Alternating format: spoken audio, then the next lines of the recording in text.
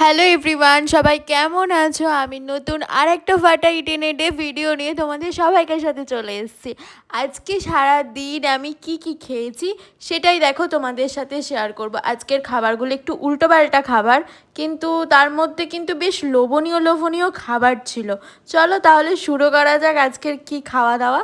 দেখো সকাল সকাল ঘুগনি আর মুড়ি দিয়ে ব্রেকফাস্টটা করে নিয়েছিলাম।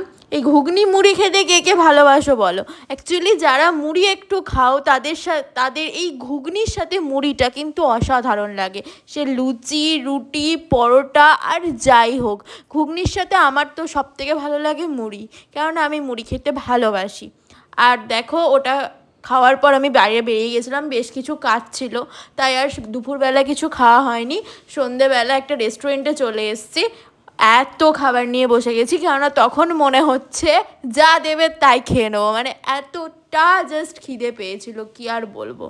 আর আমি তো একা যাইনি, আমার সাথে যে গেছিলো এই যে সে। সো গাইস, প্রায় খাওয়া হয়ে গেছে, এখন আমার চলছে যুদ্ধ। এরপর আর সত্যি খেতে পারছি না, অনেকটা নিয়ে ফেলেছি।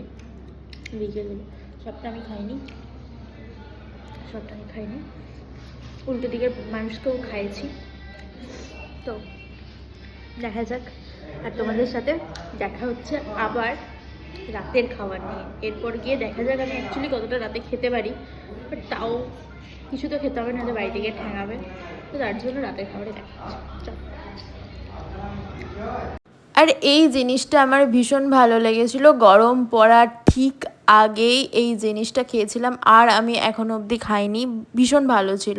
আর এই টাইমটা সকালের দিকে গরম ঠান্ডা, তাই জন্য বাইকে যেহেতু এসছি ওই জন্য একটু সোয়েটারটা পরে নিয়েছিলাম।